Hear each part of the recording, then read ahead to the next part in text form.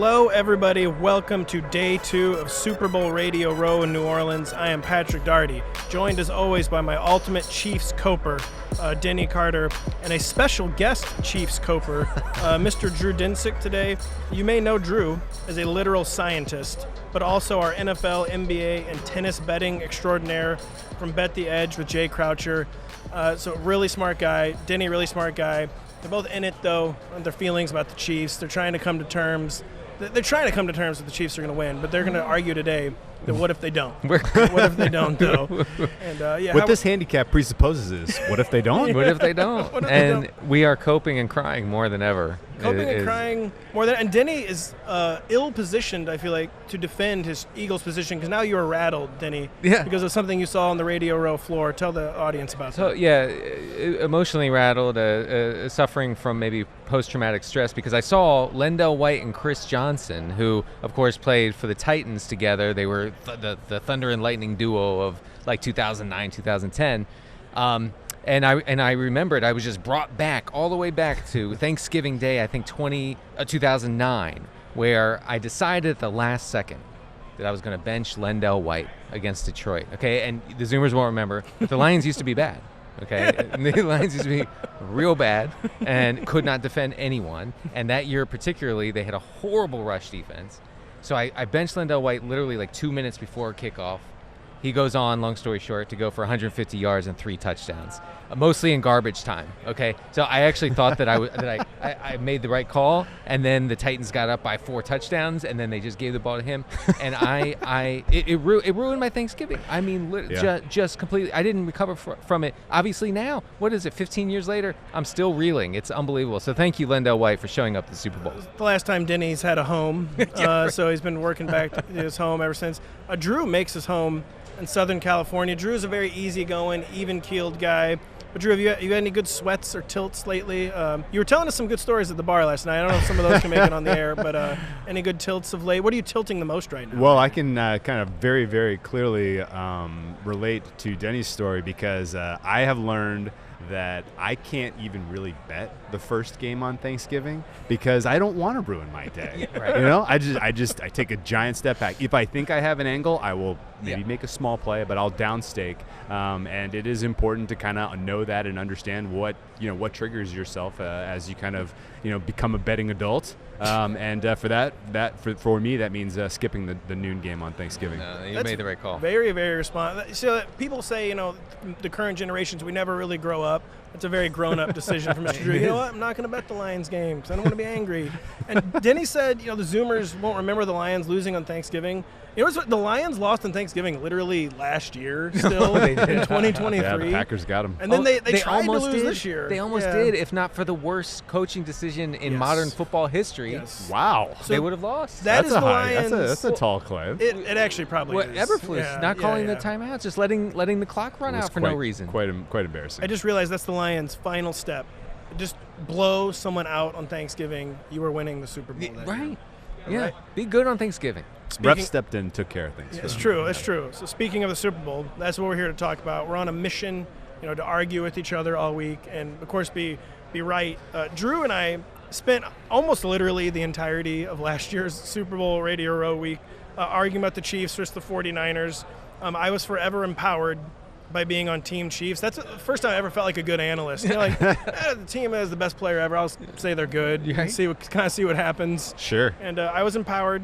Drew had many valid arguments about the 49ers' chances, and you were only an overtime away from being right yourself. But this year, you're running a back. Yeah. You're back on the opposition, Philadelphia. Let's just start with this. What is the Eagles' path to winning this game? Super Bowl LIX, Super Bowl 59. There's so many things went wrong last year. I have a tough time even really remembering, or I lost count. I think the Chiefs fumbled 5 times and only lost one of those. Yeah, that's meanwhile, the dropped punt really set them up. And that when the breaks are going against you like that, it's not your day. It's funny. You remember the granular details of the game because you were on the wrong side. Like, I don't know. The Chiefs won. The Chiefs, they won. I don't remember. I remember. It was like by 3, right? Yeah, they won. I just remember the coin toss thing where Shanny made the wrong decision. Oh yeah. that. Not only did he make the wrong decision, but then didn't even have a modicum of the correct amount of aggressiveness. No. Once he made that Yeah. decision, No. he just No. absolutely let that thing airmail. As soon as the Chiefs had the ball, you knew it was over in overtime. I will say this, though. Last year, a lot of our back and forth, and this is, again, from my memory, and my memory is clouded with, gin fog, but I will say this. It was a lot of like you kind of didn't really understand why the Chiefs were dogs, and it was me kind of explaining to you why they were dogs, and I didn't have like a really strong opinion that the Niners were just gonna like run away and hide and win. I was just like, no, they're the rightful favorites. This is right. If I have to take a side, I'll take the Niners. Like that was kind of the vibe. This year I feel pretty differently. This year I feel like the line is wrong. I think the Chiefs should be dogs again. I think the Eagles are pretty clearly the better team. I don't think it's really deniable that they're the more talented team. They have the more talented roster from top to bottom, and I think from an X's and O's standpoint, the Eagles have an advantage on both offense and defense, in both passing and running. Where they're lacking. And where my handicap falls apart, and I will admit it, is the intangibles. Right. The fact that the Chiefs have the better coach and quarterback is not lost on me. But I would say that just in general, my underpinnings, my underlying hope is that the Chiefs' run defense that we've seen over the last half of this season, and particularly the run defense we've seen in the playoffs, is not really going to present an opportunity for the Mahomes magic to be much of a factor in this game. And what I mean by that is the Chiefs' run defense, this was a top 5 unit for all of the first half of the season. It was typical Spagnuolo run defense. He's able to stop the run without stacking the box, which gives him more pieces on the chessboard in coverage and in the blitz. And that just unlocks everything he wants to do defensively. Over the second half of the season, they were 17th in EPA per play allowed on the ground. When we get to the playoffs, they allowed 0.06 EPA per rush to both the Texans and the Bills. The Texans one was especially astonishing because that team couldn't run against anyone. No, for the whole second half of the season. The whole second half of the season. The first half they could. No, second half not so much. Yeah, and so if you take that performance, you extend it over the full season, it would have been the 30th best rush defense in the league. Now, up against Saquon Barkley, to me that spells a problem, and so I think the answers are just a little bit more straightforward for the Eagles' offense in this contest, and I think that ultimately, if Mahomes is magic and does it again, I'm just gonna have to tip my hat. I caught the high point for what it's worth on the Eagles money line. I'm in at plus 110. It's down to plus 101. There are a lot of folks in the betting community, folks who I respect their opinions, who think this is going to close either a pick'em or Eagles small favorite. So fell for it again, Award. Yeah, we're falling for it. I'll go. I'll go down this whole of Saquon is the difference here because. The Eagles' offensive line created. Well, just real quick, because last year, the team the Chiefs faced, they didn't have a good running game or a good running back in the Super Bowl. No, obviously, no. Sorry. No, they didn't. Also, they were giving up a lot of yards to receiving backs, and that didn't unfold. That didn't actually pan out. But Saquon has taken advantage big time of defenses that allow a high rate of rush yards before contact. Okay, and. So that's what we have actually here with Kansas City. Now, through most of the season, we did not have that, okay? They were allowing about 1.5 yards before contact per rush. That was like bottom 5, bottom 6 in the league. Now they're in the top 10 over the past 4 weeks, over the past month. So I actually do think that there's a chance for like a Saquon nuclear game here, especially if the... When was the last time someone at any position went nuclear against the Chiefs? I don't know. They never do. Doesn't happen. No, they never do. We'll get into this in a minute. Josh Allen did it in the regular season. Josh Allen did it in the regular season. I mean, the Chiefs, like, do we have a game today? We haven't booked a flight to Buffalo. That seems bad. But the matchup, just like it was for CMC last year, the matchup is fantastic on paper for Saquon Barkley and A.J. Brown, who I think is kind of the forgotten guy with the whole offense, the whole Eagles offense revolving around Saquon. But A.J. Brown is in a great spot to go off here. Yeah. I read Connor Allen's Super Bowl preview. Always worth checking out. Check that out. He did make the point that the Chiefs' run defense is kind of like a chameleon. Like it kind of some games they don't really care. They have really light boxes. They allow you to run on them a little bit. They can really clamp down other games. So feel like you can never quite pin down the Chiefs defense because they locked down CMC under these exact same circumstances in the Super Bowl. Yeah, I will say there were some warning signs last year, though. That Niners team was leaking oil. They were on the way badly, down the stretch, and Shanahan was kind of on record as Spags was in his head. Right. And I think, I'm making excuses. I know it. Well, I'll say here's two of my light pushbacks because again, Denny knows I like to present it like I've never bet against the Chiefs except for last week. Except for last in the week. AFC Championship game. Beyond that, and then always. even then we all actually did come kind of back around to Chiefs. Just two things though. So what you guys are alluding to, like the Chiefs, the Eagles are the better team, but it's kind of what I've started to call the 2-53 problem. Sure. Like every team, 2-53, a lot of these teams have been better than the Chiefs. Like the Ravens probably kind of were, even the Bills kind of were. The Eagles definitely are. But when you're better at the 1 of 53, that makes a difference. It makes a huge difference. They're better at the coaching spot. Yeah.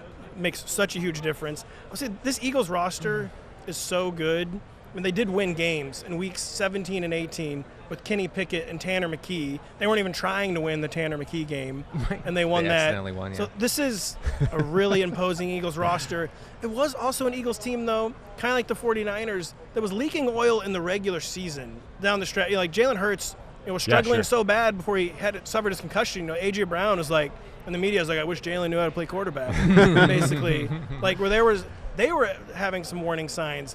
Those have gone away in the playoffs. Sure. Well, the Rams game they kind of got away with. The NFC Championship game was a thorough domination, but I don't know if the Eagles roster is that much better, 2-53 either. And just I just don't see the run game that could be like the advantage, the opening for the Eagles. I just don't see a big enough opening though. We're like, man, the Chiefs are just screwed here on the run defense. There's just not a big enough opening for the Eagles to walk through, and it just boils down to they're going to have to play a perfect game. Sure. They almost played a perfect game in Super Bowl 57, but they made like the one or two Key inopportune errors, mistakes, Yeah. and that's what everyone does against the Chiefs. Yeah. It's And- true. It's but true. by no means do I think it cannot happen. Yeah. But I'm firmly, and I will believe it when I see it, that the Kansas City Chiefs will So I'm betting the Super Bowl with confidence, which is rare. I very rarely am particularly into a side or have like a season affecting decision on the line for the Super Bowl. This year I will, and I can guarantee you, if the Eagles, even if they're up 10 going into the fourth quarter, I will be betting Mahomes MVP live at 3-1. And Mahomes is a really unique human being. I've told this story before, not to you guys or your audience, so I'll tell it now. Please do. I absolutely adore adventure type of documentaries and things like that. And the best one that's been made in the last 10 years was Free Solo. And this is, of course, was Oscar-winning Alex Honnold piece. Free Solo climbing El Capitan. This is too high tea for Denny, by the way. Absolutely. I've never No idea seen what you this. guys are talking about. Absolutely love this. Halfway through the movie, they put him in the MRI, and they're looking at his brain.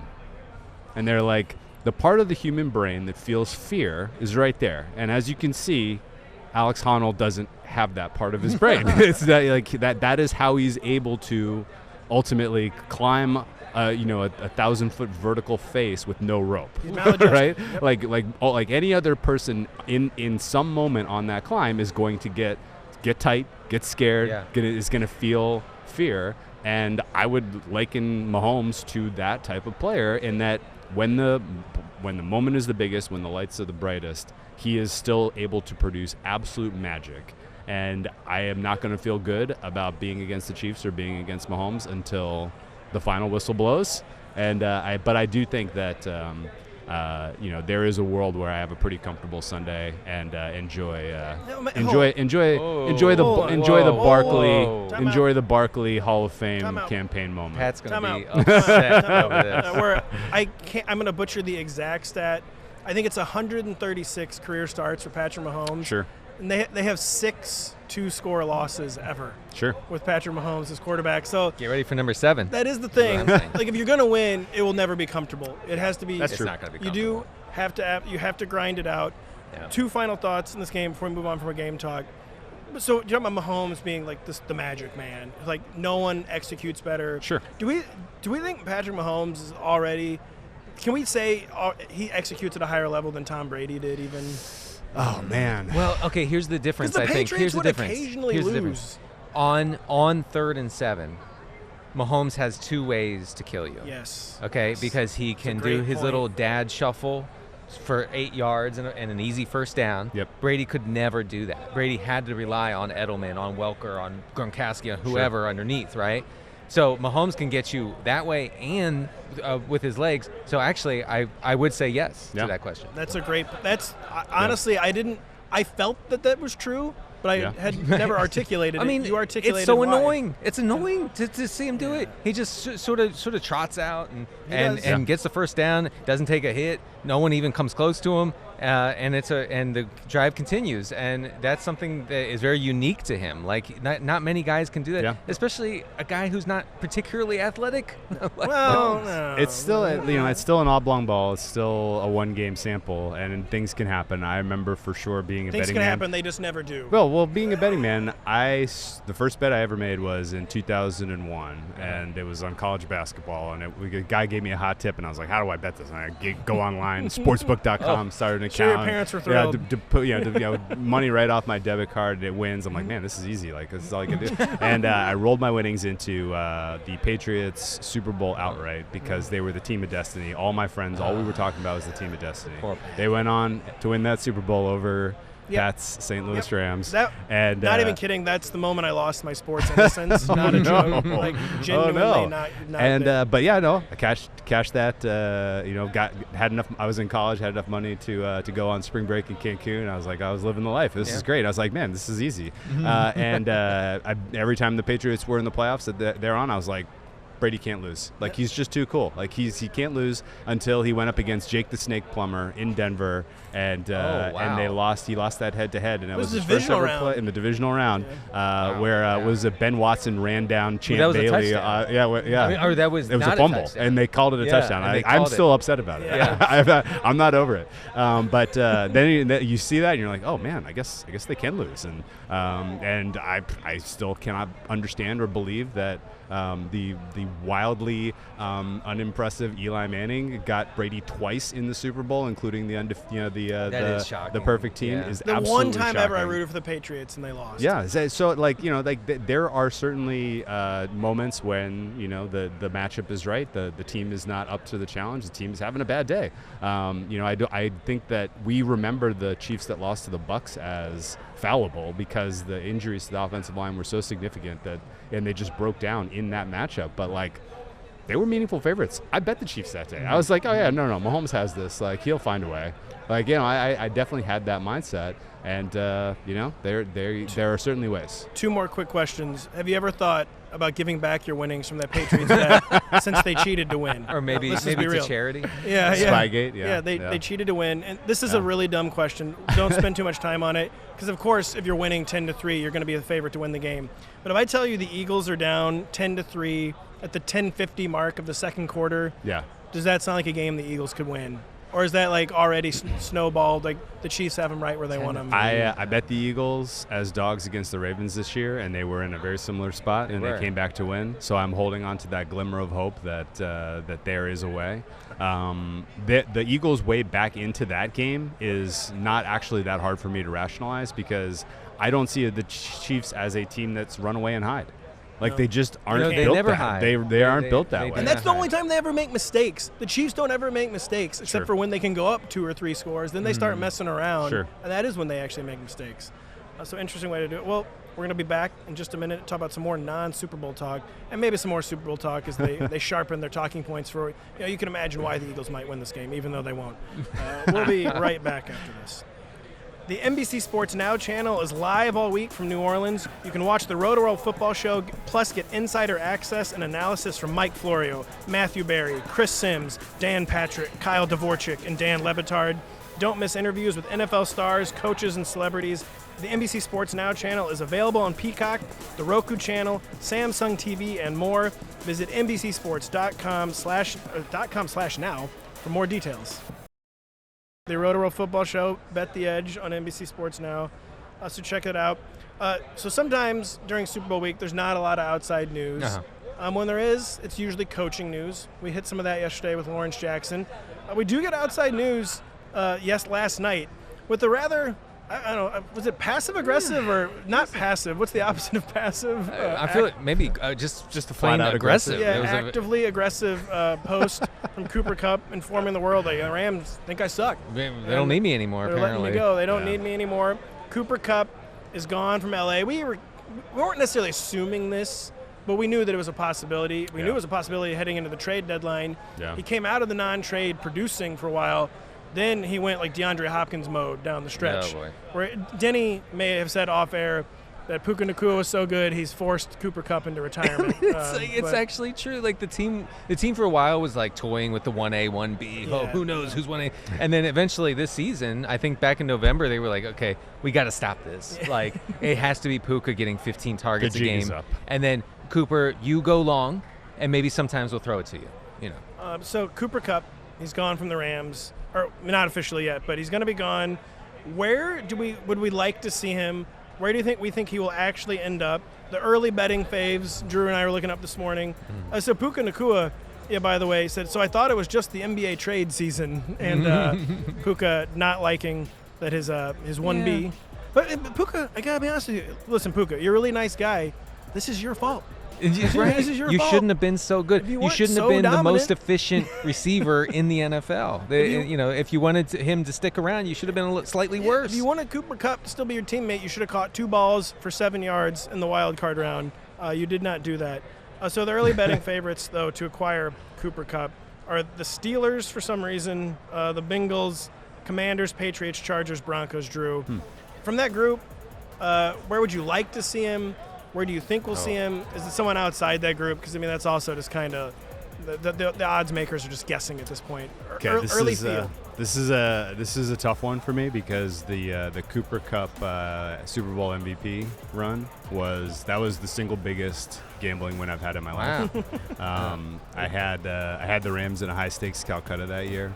And it was an absolutely phenomenal experience watching that team win and Cooper Kupp in particular being. So he's near and dear. He's near and dear. I only own one football jersey, men, and it is a Cooper Kupp jersey. Now you're going to have to get a second one. I'm going to have to get a second You one. need to get a red football turf in your backyard in honor of his college playing days at Eastern Washington. Yes. That's a good Take it call. next level. Idea. So I am very sad that the Rams are going in this direction because I don't really get it. Like I don't really either. They have very successfully threaded the needle and nailed 2 draft classes in a row and have a win now team. Stafford is coming back. Maybe this is about just kind of reconfiguring money so that they can get Stafford compensated. I think it's more about money than anything else. But I will also kind of with clear eyes say that his performance was disappointing.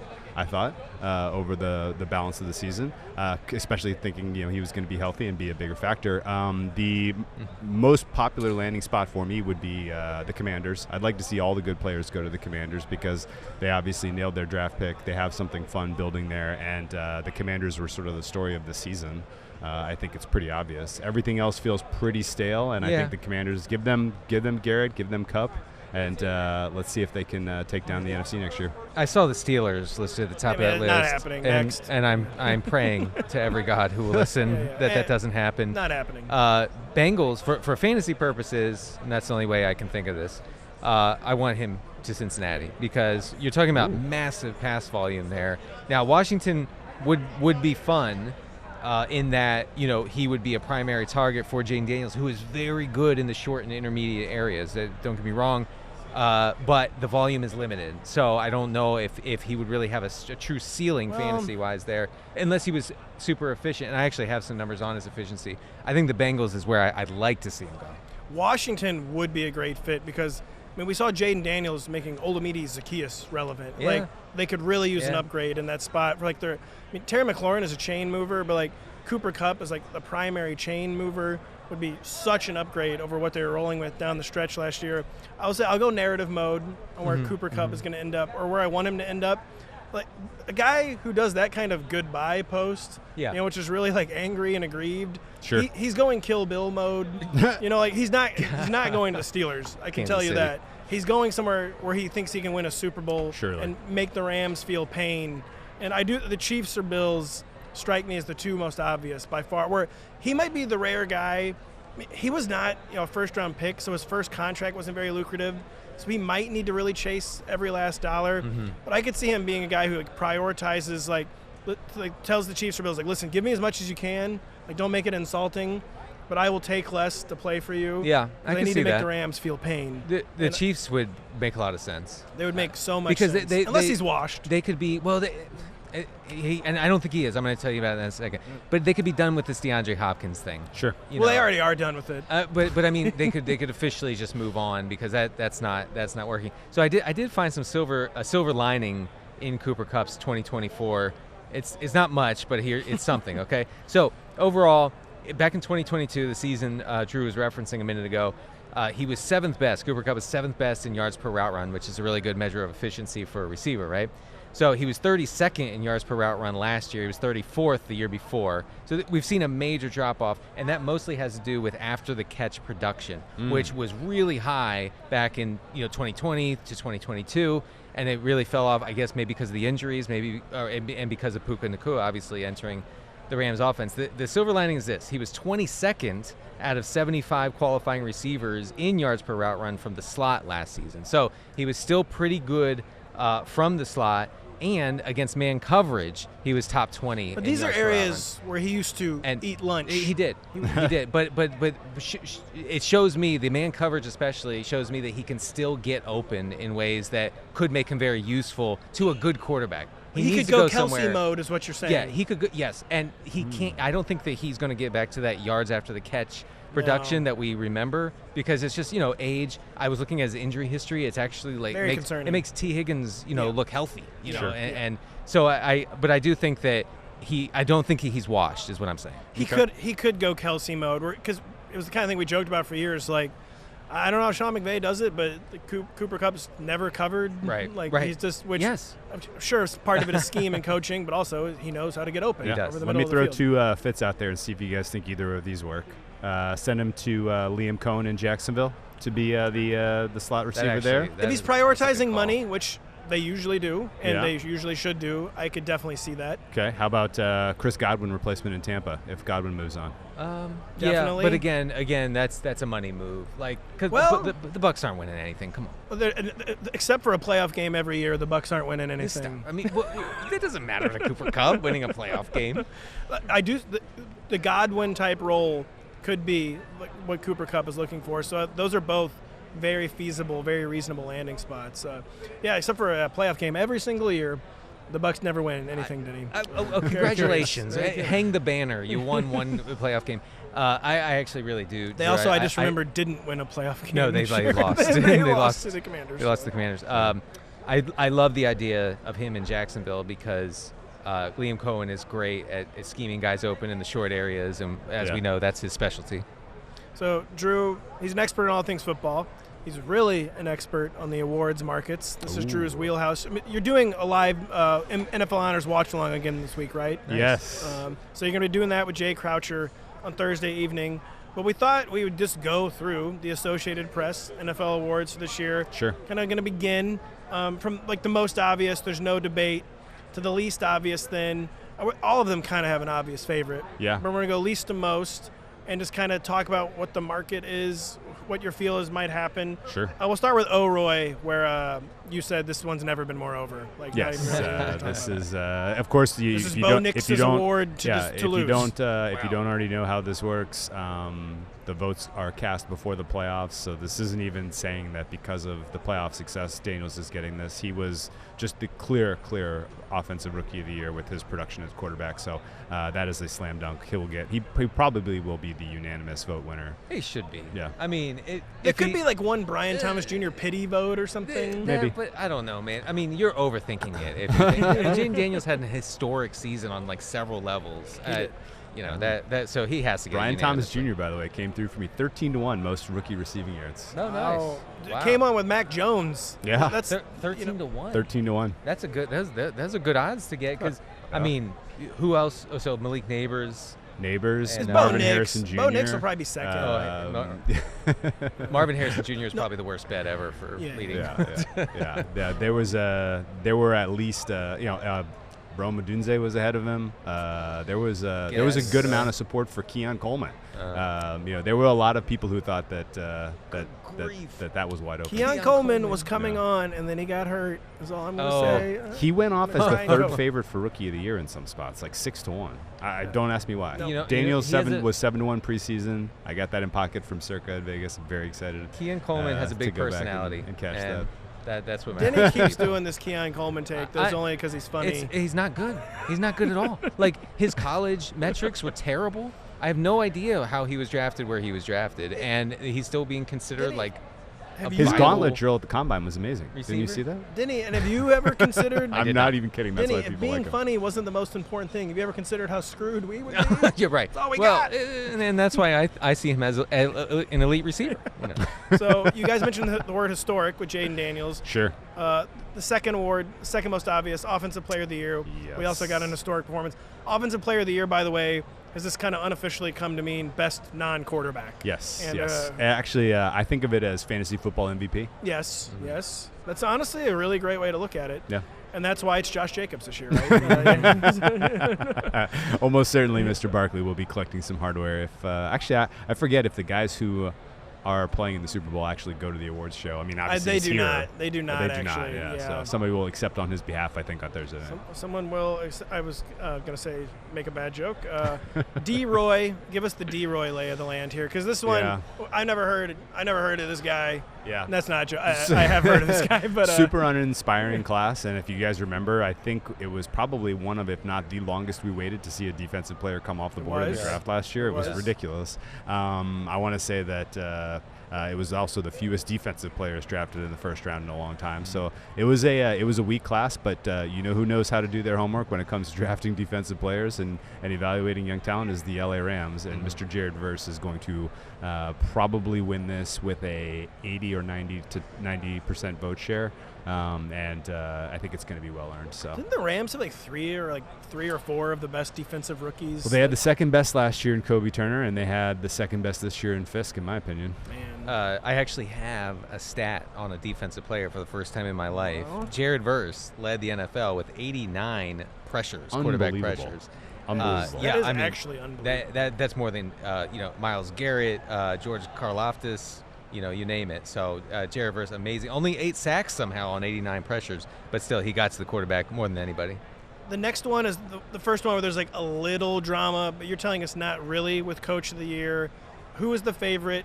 Who's the biggest threat for Coach of the Year? So among the Sharper community, I was a little bit on an island that there could be a spoiler here and that Dan Campbell would be that spoiler. And most of my thinking is that, things that happen at the very end of the season hold an outsized weight in the mind of the voters. There's a healthy amount of recency bias as it is, and I think I thought that Kevin O'Connell losing that kind of head-to-head in Week 18 was going to ultimately hurt him, but no one agrees. No one agrees with me.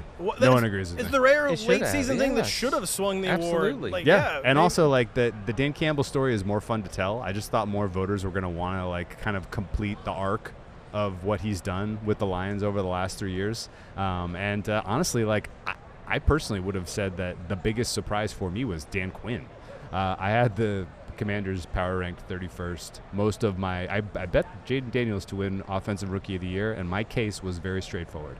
This defense is so bad that he will have opportunity to rack up monumental garbage time stats. And that was not the case. He did in Week 1. You probably felt like I've never been smarter. Oh, he did there that was in a lot Week of 1 against confirmation bias in that game. I don't know how Week 18 and then the wild card round don't sink KOC's Well, the wild card chances. round does not factor into the voting. Oh, I'm sorry. It's after the It is regular just season. Week 18. But Week 18. Can I just emphasize how bad the offense was?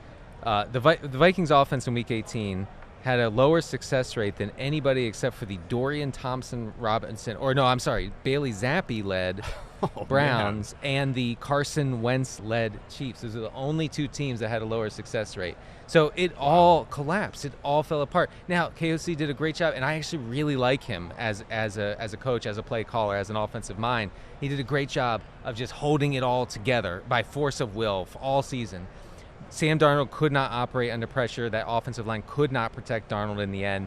and it all fell to pieces. And I mean, this is the stats are just damning. Offensive stats are damning for that final game. So my two things on this, I thought Dan Campbell should have won it before Week 18. Yeah, even. And sure. It wasn't just that it wasn't a close game, that Sam Darnold melted down.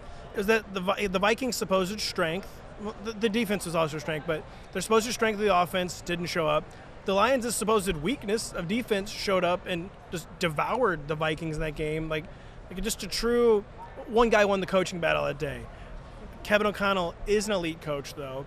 And Kevin O'Connell, I feel like now twice in 3 years, his overachievement has like put him in like spots inadvertently make him look bad. Yes, I know. They went You're right. 13-4 and made the playoffs with a negative point differential. Yes. So then, they're not actually a 13-4 team, and they lose to the Giants. Whereas this year, clearly, they weren't actually as good as 14-3. They were middle of the pack in a lot of metrics, including even point differential. But it does point to, like, he's such an elite.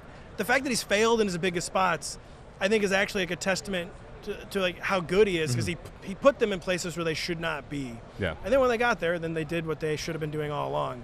But they are such overachievers under Kevin O'Connell. I could see how voters make the case for Kevin O'Connell. Dan Campbell, in addition to just being the best coach this year, I agree with Drew. It felt like it should have been a coronation for the Dan Campbell the project. end of the arc. Yeah. And you're saying Campbell is not going to win this. I thought there was spoiler potential. The last market we saw on this, Campbell was 4-1, and Kevin O'Connell was like minus 750. So basically, everybody else who's betting this thinks it's a done deal. Now you have 5 seconds on this next one, because no one in our audience has ever heard of this.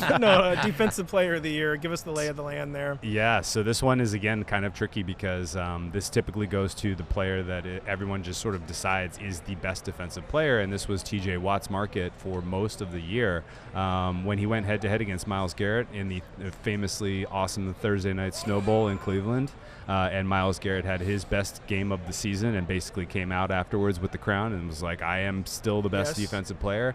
That started the beginning of the end for the TJ Watt campaign, and it all, like, the wheels just completely fell off. He was unable to record meaningful stats down the stretch in those big time high profile games that the Steelers were losing. And ultimately, TJ Watt, not to interrupt your train of thought, by the way, but he's a guy I feel like gets hurt by. He plays hurt a lot. Yeah. He's really getting the accumulation factor of injuries. Sure. And but it was very tough to put together a statistical case for him once the dust settled, because he just wasn't producing, and it wasn't because of double teams, it wasn't because of any other kind of factor. It's just that his performance slipped, and that opened the door for a surprise candidate to storm through, and it happens to have been a surprise in Patrick Surtain. He closed as the healthy favorite in this market. Most of the case for him is that people just came to the conclusion that the Broncos were a true blue best top 3 defense in the NFL at the end of the year, and so much of his ability to lock down players like Jamar Chase in that kind of standalone game really kind of launched him to the top of the board here. Now, I wouldn't be completely shocked if Garrett ultimately steals this, just because people still want this to be the best defensive player as opposed to the best defensive performance, and people have a really, really tough time kind of getting on board with a cornerback just because the counting stats are tough to kind of come to. They are. Pro Football Focus has some stats I wanted to read off again. Defensive player stats. I'm going to need a pay raise, Pat. Yes, we're looking very powerfully into it. So Surtain targeted 55 times this past season, only allowed 105 yards after the catch. So that's an unbelievably low rate. He was also targeted every 11 and a half snaps. Okay, no one had a higher rate than that, meaning that teams desperately did everything they could to not throw the ball in his direction. Yeah. So it is hard to quantify a cornerback's performance. Sure. But Surtain was dominant last year. Yeah. Zoomers will never remember that Richard Sherman wasn't targeted for 4 straight seasons. Yeah, right. It did seem that way. Never once throw at him. You mentioned no statistical case for T.J. Watt. We're now at MVP, where I feel like there's no statistical case for the man you inform me is the favorite, a player I love, a player who should have an MVP at this point, but things have just shaken out weird year to year. Yeah. Tell us who I'm referring to, and tell us who we think should actually win this award. Yeah, so for the I MVP, guess by the way, I'll color this in a little bit with some of our history. So Jay and I on Bet the Edge were basically completely exposed to Josh Allen. We were making the case for every other player all season long. Before the season, during the season, I have dead tickets on C.J. Stroud, on Brock Purdy, dead tickets on Pat. I wrote a lot of Pat Mahomes.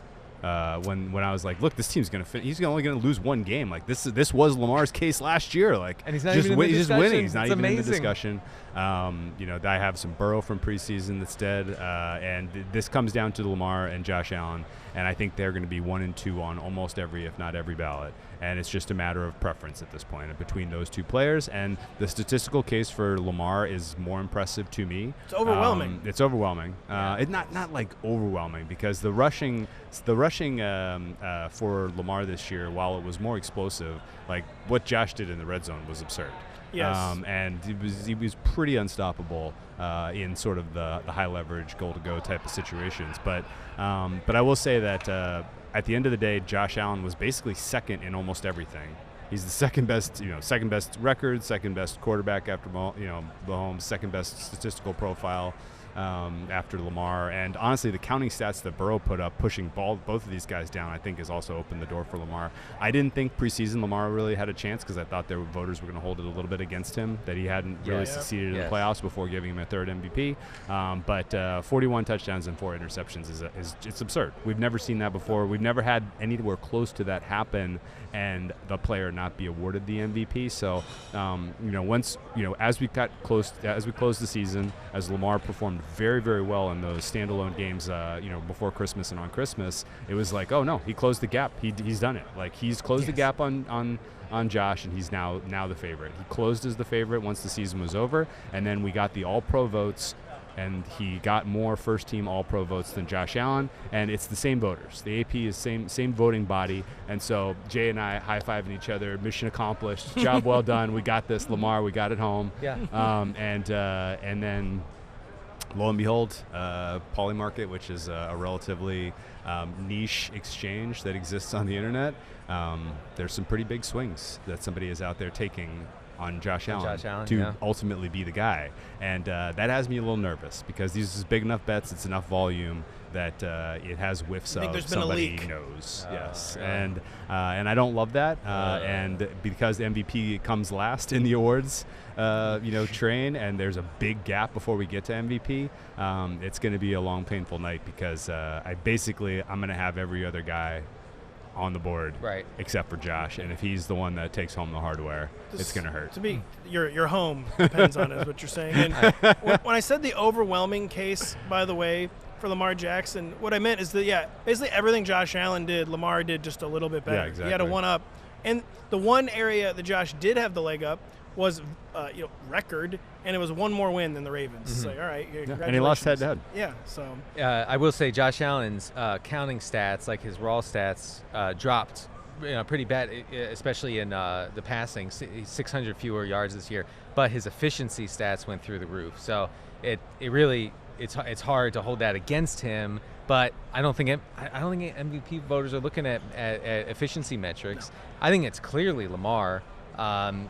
Josh Allen got fortunate inside the 10-yard line. I don't know, man. It just I feel like last year was the year for Josh Allen to win MVP. Sure. Not this year. He would have gotten my vote last year. Lamar would have gotten my vote this year. That's how it should have been. Yeah. I think that's just the only thing that's really happening with Josh Allen is voters are saying, listen, Lamar is a Hall of Fame player already, but it shouldn't be 3-0 Lamar, sure. And they're basically giving Allen a pity, lifetime achievement Oscar. It does have that whiff. And for very last one, don't have to spend much time on this. For some reason, comeback player of the year is always by far the most controversial. This award is broken. Ever since I don't know why they've made it more broken too. The Hamlin thing was unfortunate. Yes, I think this is an award that is crying out for a broad criteria, and the only thing you're coming back from is sucking. That's fine. Yeah, that's fine. They need to split this up, and they need to have a most improved, and they need to have the comeback, and they don't need to give the comeback every year. But when they do have a comeback case, they should give it, and they can give the most improved to the Sam Darnolds, to the to the Geno Smiths of the world, and they can give the comeback player of the year awards to the DeMar Hamlins and the Alex Smiths of the world. And I don't understand why they went to so much trouble to try to really force the issue this year with the voters, because all year long. They were like sending nudges and notes. Like, aren't the voters hey, kind of stop. ignoring it though too? Well, in the end, voters literally were like, we've gotten all of these nudges. We've gotten your mail. You don't want us to vote for Darnold, but if we put him, are you going to not count those votes? Yeah. And they were like, no, fine, we'll count them, Yeah. right? And so there's going to be a wildly split voting block here where some people are going to want to have the same case of most kind of improved for a comeback, and they're going to give it to Darnold.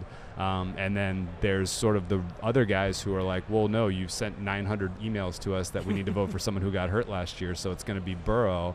And if I had to say, I'd probably say it's probably like 55, 40, 45 maybe, Burrow over Darnold. Yeah.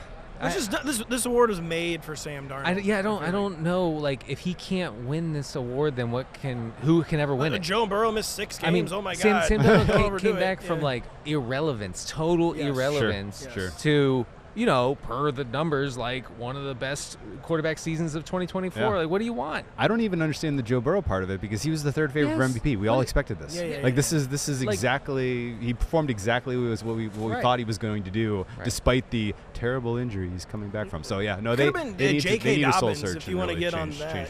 They need to pivot on this one and really come up with a new I don't plan. think they should make it 2 awards because there would not be a worthy winner for both those each year, and it should be there needs to be a broad criteria. Just accept that it's a weird award. They expanded voting to five ranked choice, 5 votes for every award. So somebody had to fill out 3rd, 4th, and 5th for comeback player of the year this year.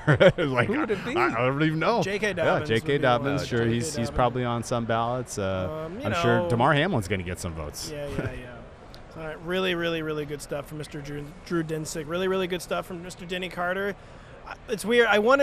We couldn't battle quite the same way we did last year because my Chiefs conviction is less this year. Like, You're wearing Eagles green. Yes. Oh my God. I meant to point that out. It's actually unseemly, I would say.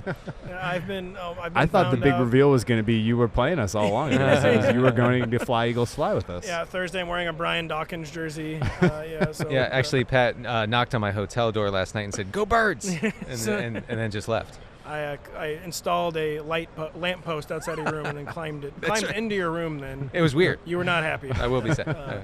Not happy the show's over, but Grease we're out the of lamp post time. tonight. You're good to go. We're out of time here on day 2 on Super Bowl Radio Row. Thank you so much to Drew Dinsick. Thank you so much to Denny Carter. I'm Patrick Daugherty. We'll be back with you on Wednesday.